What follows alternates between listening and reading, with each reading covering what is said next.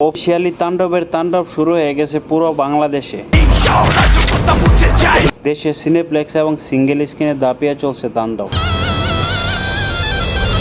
দর্শকদের কাছ থেকে যথেষ্ট ভালো রিভিউ পেয়েছে সিনেমা তাণ্ডব, যার প্রধান চরিত্রে অভিনয় করেছেন শাকিব খান। সিনেমাটি দেশের 132টি সিনেমা হলে মুক্তি পেয়েছে এবং তার বাজেট ছিল 25 কোটি টাকা। প্রথম দিনে বক্স অফিস থেকে কালেকশন করেছে 4,50,00,000। এছাড়াও আমি আপনাদেরকে ভিডিওর শেষে জানিয়ে দিব শরীফুল রাজ এবং মোশাররফ করিম অভিনীত ইনসাফের বক্স অফিস কালেকশন এবং আরিফিন শুভ অভিনীত নীলচক্রের বক্স অফিস কালেকশন। 2006 সালের শেষের দিকে কলকাতার মিঠুন চক্রবর্তী অভিনীত ফাটাকেষ্ট দুই বাংলায় যে পরিমাণ হাইপ উঠেছিল, সম পরিমাণ হাইপ উঠেছে তাণ্ডবের, যা দেখে মনে হচ্ছে মুভিটি 100 কোটি প্লাস বিজনেস করতে পারে এবং বাংলাদেশ ফিল্ম ইন্ডাস্ট্রির সমস্ত রেকর্ড ভেঙে দিতে পারে।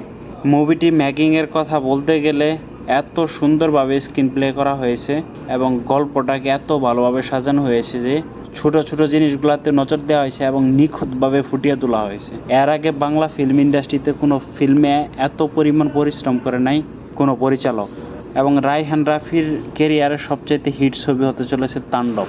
সিনেমা ইনসাফ, যার প্রধান চরিত্রে অভিনয় করেছেন শরীফুল রাজ, মোশাররফ করিম, এবং মুভিটির বাজেট ছিল 2 কোটি টাকা। ইনসাফ দেশের 12টি সিনেমা হলে মুক্তি পেয়েছে। প্রথম দিনে বক্স অফিস থেকে কালেকশন করেছে 20 লক্ষ টাকা। সিনেমা নীলচক্র, যার প্রধান চরিত্রে অভিনয় করেছেন আরিফিন শুভ, মুভিটির বাজেট ছিল 1.5 কোটি টাকা এবং প্রথম দিনে বক্স অফিস থেকে কালেকশন করেছে 12 লক্ষ টাকা। ভিডিওটি ভালো লাগলে অবশ্যই আমার চ্যানেলটি সাবস্ক্রাইব করবেন।